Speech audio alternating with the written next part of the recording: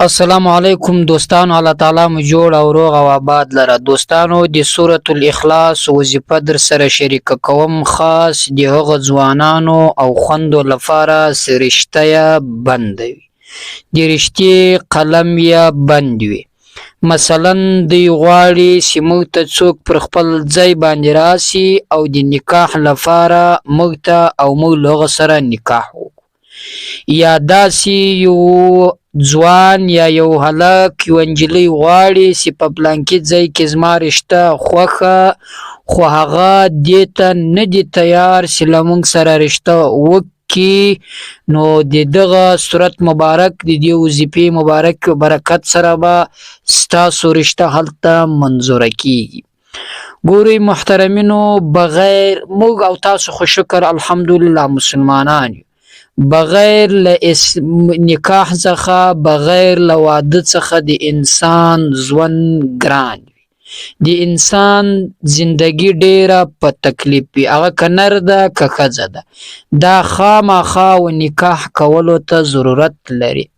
خو بیا په دې نکاح کې په خوله باندې دا غوښتل چې زه پلانکی ځای رشته کوم،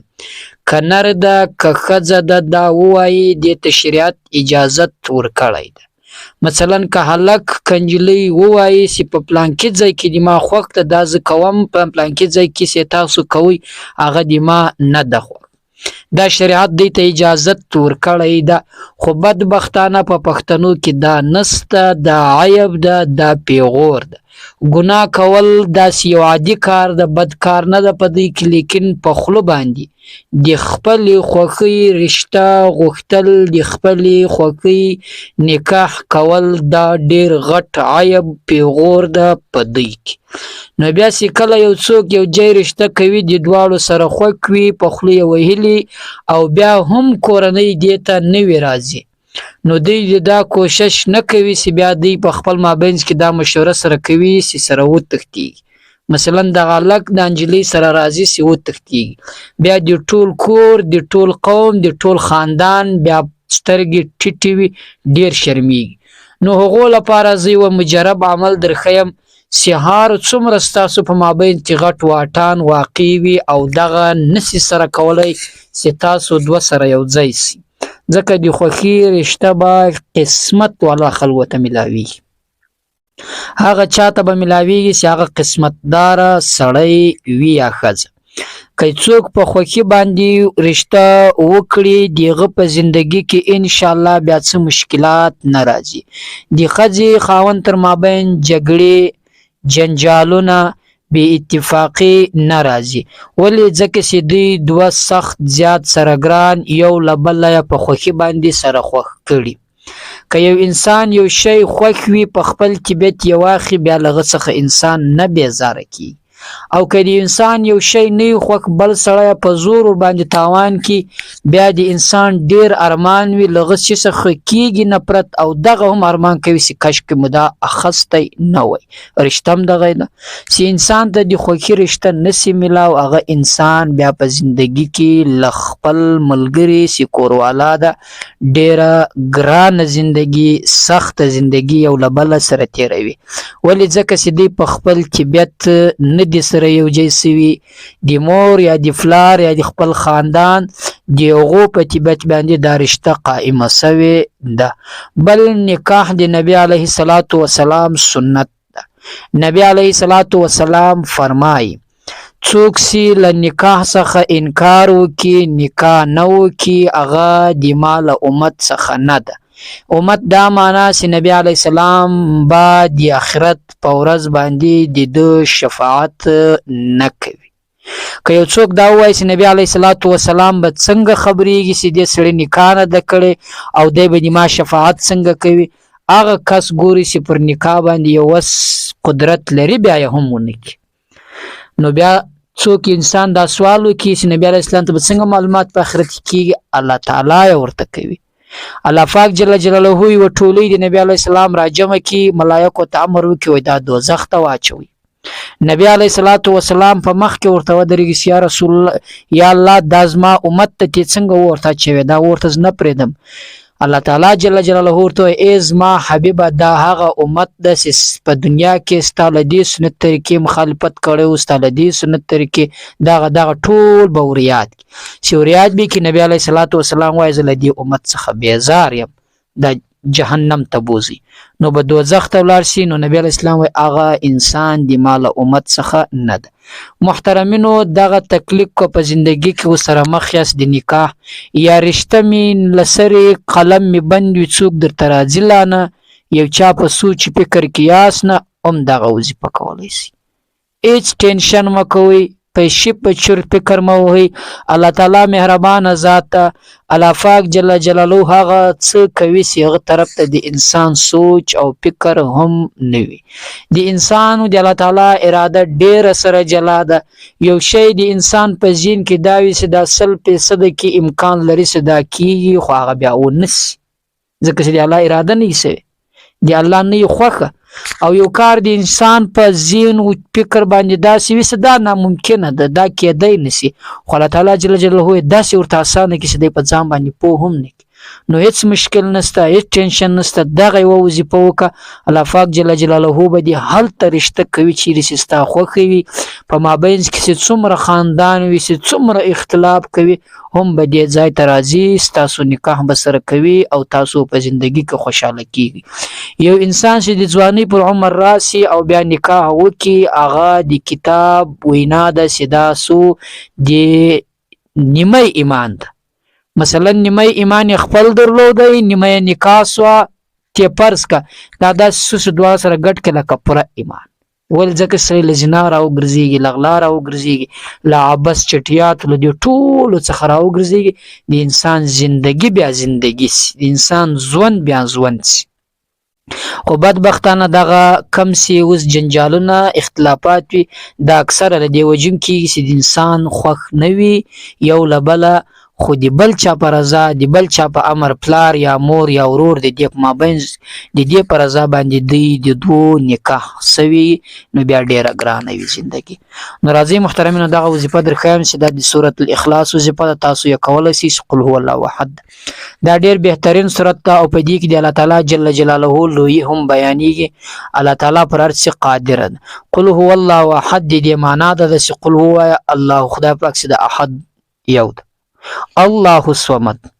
دا د الله الصمد دا معنا دا د الله بے پروا ذات الله د هیڅ چا پروا نه کوي نه دغه په کیسه کې ده چې دا سړی وای د ځدل ته نه کوم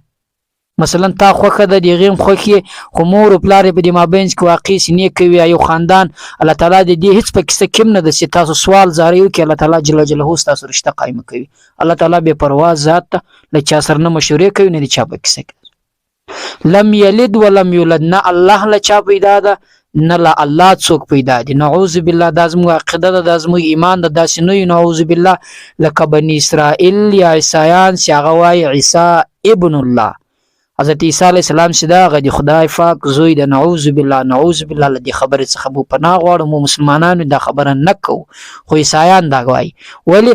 ځکه چې دی الله قدرت دی مننه الله پاک جل جلاله داس قادر ذات چې حضرت عیسی علیه السلام بغیر لمور څخه بغیر لپلار څخه پیدا کړي توبه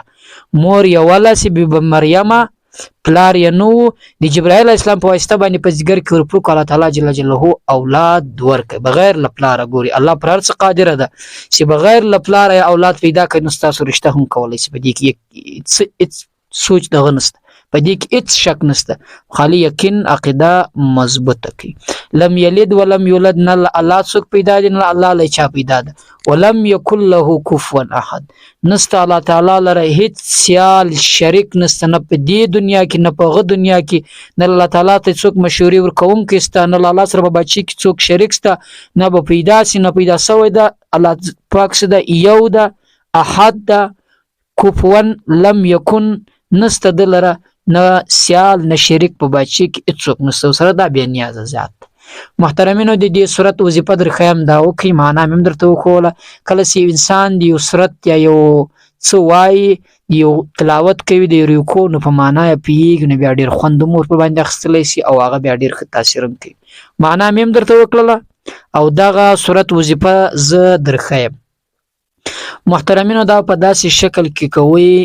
د ماخستن لمانځه وروسته کولای شي، د سار لمانځه وروسته، له هر لمانځه وروسته کولای شي. خو که دا رنګه وکړي چې د ماخستن لمانځه وروسته کور ته راسي 2 رکعاته نفل وکړي، که نر یاست که ښځه یاست، خو بیخي په بېها ده. که هغه نسي کولی شي، ګران کار ده، تکلیف ده، بیا له هر لمانځه وروسته کولی شي سلسلواله به قل والله شریف ووایاست. کله چې مې قل والله شریف وویله، که چیرې ستا هلته رشته خوښه وي خو هغه نجلۍ چې تی غواړې هغه نه راضي کېږي، د هغه دغه جسم صورت دا به ټول په ذهن کې راولې ورباندې جف وي کېسي 100 واره دې پرکه. که چیرې نجلۍ غواړي هغه هلک نه ورسره راضي کېږي، هغه به د هغه ذهن په خپل صورت کې راولي ورباندې جفت وي. صحیح سو؟ یا که داسې وي چې دواړه سره رضا یاست، سره خوشحاله یاست، خو په مابینځ کې مې بل څوک واقع شوی د هغه دا نه کوي، یا داسې کوي چې په مابینځ کې مې دا واقع شوی د هغه ولور زیات یې کړی ستاسو په وس نه پوره، هغه شان به په خپل ذهن کې راولي چې د دې لپاره یې کوم. یا هغه څوک چې ستاسو په مابینځ کې واقع وي نه غواړي چې دا رشته قائمه شي، د هغه چا صورت په ذهن کې راولي. که چیرې تاسو ته نه وي معلومه چې دا اوس څوک مابینځ کې واقع ده، څوک یې نه کوي، دغه رشته د مو تر مابینځ څوک نه غواړي، نو بیا په خپل ذهن کې دغه له ذهن سره ذهن کې راولي، په خپل چورت کې، په خپل فکر کې، په دماغ کې چې هغه څوک راولي چې تاسو ته نه ده معلوم، او په خپل ذهن کې ووایاست، په زړه کې هغه څوک چې تاسو ته نه ده معلوم، په مابینځ کې دغه واټن دا اختلاف پیښ کړی ده، بس دغسې ورباندې جفت کړئ. دغه له هر لمانځه وروسته سلسل واره وایاست، یوه هفته یې وکړئ، انشاءالله په فضل د الله سره زه تاسو ته دا اطمینان درکوم، دا ډاډ درکوم چې ستاسو دغه مشکل چې د رشتې په باب ده دا به حل کېږي. الله تعالی بې نیازه ذات ده، الله تعالی پر هر څه باندې قادره ده. الله ته امید ولرئ، پر الله باندې یقین مضبوط کړئ، د الله له در څخه مه نا امیده کېږي. الله تعالی هر هغه څه درکوي چې بنده یې نشي کولی. دغه په تعویذانو باندې، په کوډګري باندې، په دې باندې ځانونه پالتو مه ستړي کوئ، نه دا کېږي. او داسې کله اوسیم اکثره وخت کېږي د تعویذ په وجه باندې راضي کېدل څوک، دا بیا داسې هم راځي چې هغه پر بد باندې درته وړي، بیا چې څومره له تا سره محبت و تر هغه په 100 واره به زیات نفرت دشه کوي، د دې د معلومه نه ده. نو کوشش کوئ له دغه سورت اخلاص څخه ګټه واخلئ، دا ډیر بهترین سورت ده، په دې کې د الله لویي بیان شوې ده، په دې کې د الله پاک جل جلاله صفات بیان شوي دي. په کم سورت کې د الله صفات وي هغه سورت ډیر طاقتوره قدرت والا وي، بلکې په ټول قرآن کریم قدرت والا ده، زموږ عقیده ده، زموږ یقین ده، او ټول په ټوک دی قرآن کریم کې الله تعالی صفات سته، او دغه سورت په دغه عقیده، په دغه یقین سره وایاست، د دې لپاره یې زه وایم بیا به الله تعالی جل جلاله ستاسو مشکل بیا حل کوي. بیا به تاسو تماشه کوئ چې الله تعالی جل جلاله به څنګه د تاسو مشکل حل کوي، او تاسو به بیا د الله تعالی جل جلاله شکر گزاره جوړ شي. باید انسان په هر حالت کې د الله شکر گزار شي، خو بدبختانه داسې خلک دي، داسې مسلمانۍ حالت ته راورسېده که کله یې څه ورورسېږي یا شکر کاږي یا نه، خو بعضې خلک شکر وایي چې کله بیا له نیستۍ سره مخ شي، بیا عبادت، بیا دا ټول شیان اکثره وخت څوک نیستمن شي عبادت ته اوږه ورکړي، څوک کله وخت مالداره شي بیا عبادت ته اوږه ورکړي. خو داسې مه کوئ، د الله شکر، د الله عبادت په هر حالت کې ادا کوئ، که سرمایه‌داره یاست که غریب یاست، الله تعالی مې په زندګي ولي که بیا پر شا باندې راولي.